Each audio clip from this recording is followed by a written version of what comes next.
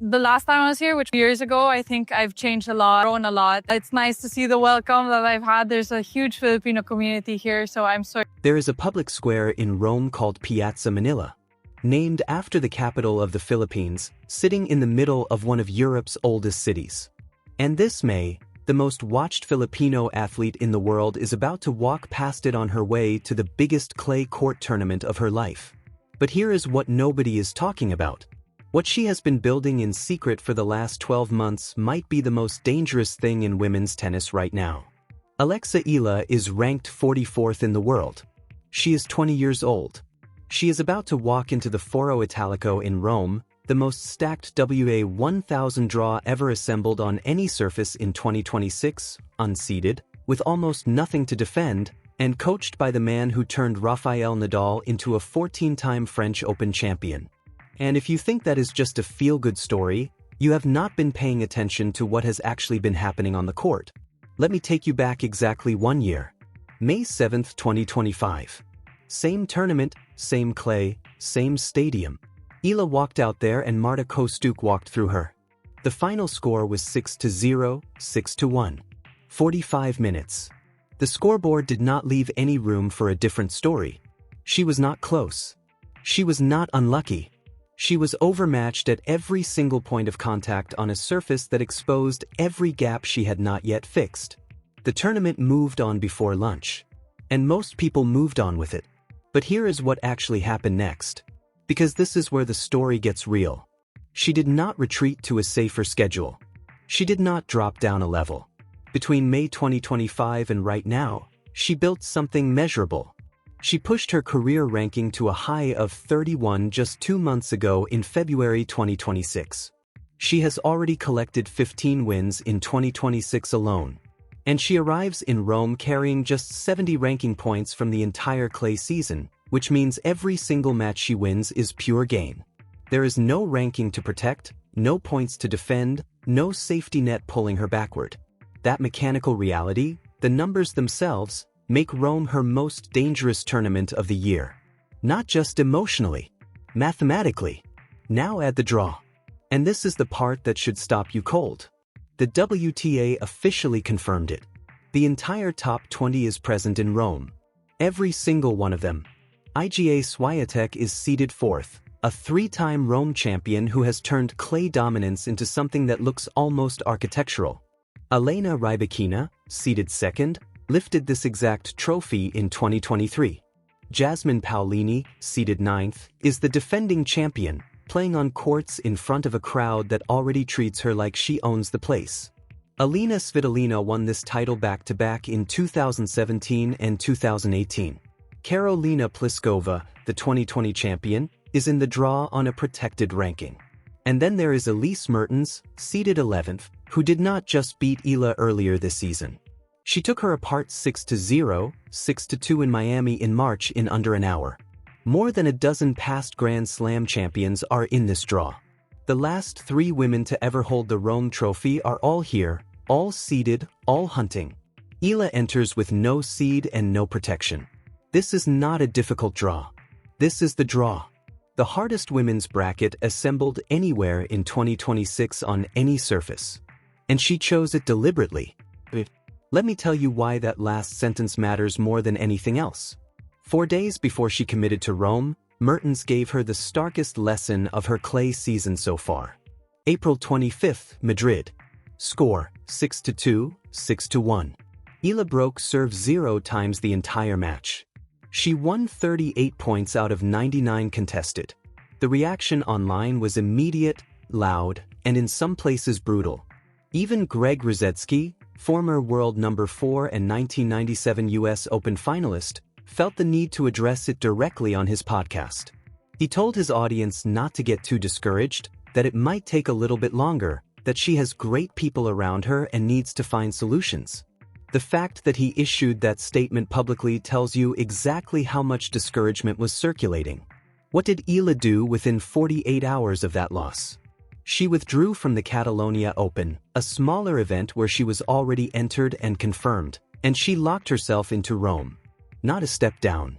Not a recovery week at a more forgiving tournament. A WTA 1000 against the deepest field of the season. That decision is either recklessness or it is confidence built on something the rest of the world has not seen yet. And the thing she has been hiding might explain everything. Here is what the draw does not know.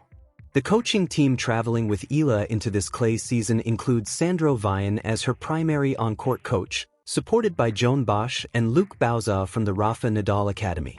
But the figure overseeing her clay preparation at the academy, according to reports from inside the RNA itself, is Tony Nadal, the same man who coached Rafael Nadal to 14 French Open titles. The person who built the most complete clay court game the sport has ever produced, from the first principle, from the ground up, on courts almost identical to the ones waiting for her in Rome right now. Eala said it plainly herself. She told people she feels blessed to have Tony as part of the team and that he really has that knowledge. That is not a marketing quote. That is a technical fact sitting inside her preparation right now. And Rusedski connected it directly on record, unprompted. He said that being at the academy with Rafa on clay, spending that time with her, means she knows what to do. The clay philosophy embedded in 14 Roland Garros trophies is inside her muscle memory right now. That is the thing no seedings table reflects. That is the thing the draw cannot account for. And then there is Rusedski's other statement. The one that stopped people because of who said it and what he reached for. He compared her to Manny Pacquiao. He said she opens up an entire marketplace, that wherever Filipinos exist in the world, her matches sell out automatically, that the WTA needs new names and new reasons for people to watch, and that she is a massive positive for the sport. A former world number 4 has no personal stake in Filipino tennis. He reached for the most universally recognized Filipino sports icon in history, a man who unified world championship titles across 8 weight classes and was elected to Congress, and placed Eala in that same sentence. You do not say that to fill airtime. And the proof is already in Rome before she even sets foot on the court. Approximately 165,000 Filipinos live permanently in Italy, many of them within driving distance of the Foro Italico. This is not a traveling fan club. This is a diaspora community that already knows the roads to the stadium. Filipino embassy representatives were documented at her matches in Madrid. Her opening wins drew officially noted crowd reactions in Indian Wells and Miami. The WTA's own social media captured her celebrating with family at 3 consecutive major events. What is about to descend on Rome is something tournament directors from here to Roland Garros are actively recalibrating for, not just athletically but commercially and culturally. The 165,000 Filipinos permanently residing in Italy are not a demographic the WTA was previously programming for. They live there. They are already there. 6 days before she committed to Rome, Eala made a statement that had nothing to do with tennis. On April 21, 2026, at the Laureus World Sports Awards in Madrid, one of the most prestigious ceremonies in global sport, she walked the red carpet wearing a Filipiniana, a traditional formal Philippine gown designed by her uncle Ret Eala. She told the room that she had always dreamed of wearing one on a red carpet and that the Laureus Awards felt like exactly the right moment.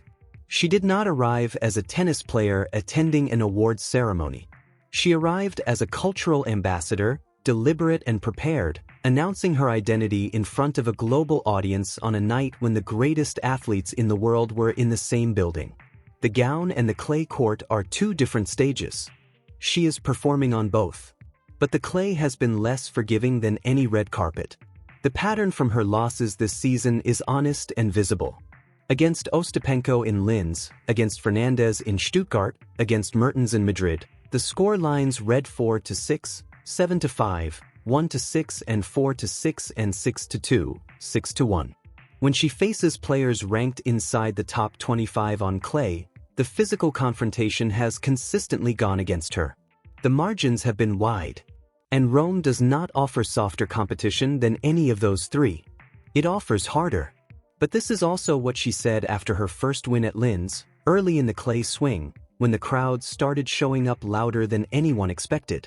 She told people she was really happy with how they had welcomed her and the Filipinos. And when someone asked about the pressure her fans carry watching her, she reportedly stopped a conversation cold by saying something that spread across every tennis forum within hours. She said her pressure is nothing compared to theirs. A 20-year-old who frames her own athletic pressure as secondary to the weight her supporters carry is not performing for the cameras. That is someone who understands exactly where her motivation actually comes from. It is not inward. It has never been inward. And that kind of fuel does not dry up in the third set of a third-round match at a WTA 1000. When she said that anything she can take from Rafa, she will take with pride, she was not expressing admiration. She was expressing intention. The man who conquered this surface 14 times in Paris has handed her the blueprint through his uncle standing at the edge of the court in the Rafa Nadal Academy. The clay at the Foro Italico is the same clay it has always been. Swiatek has walked it 3 times as champion. Paolini walked it last year as champion. Rybakina walked it in 2023 as champion. All of them are back.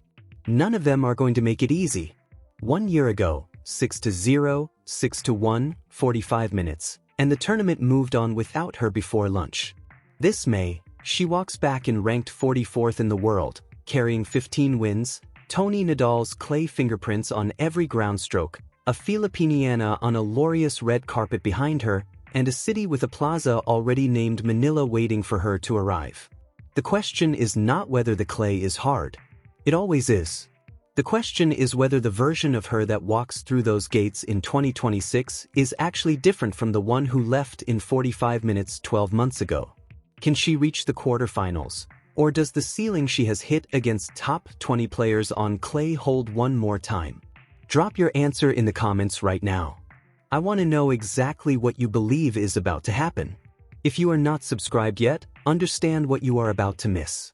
The Parma decision, the Roland Garros buildup, and whatever happens when 165,000 Filipino Italians find their seats at the Foro Italico. This story does not pause. It arrives in days. Hit subscribe now.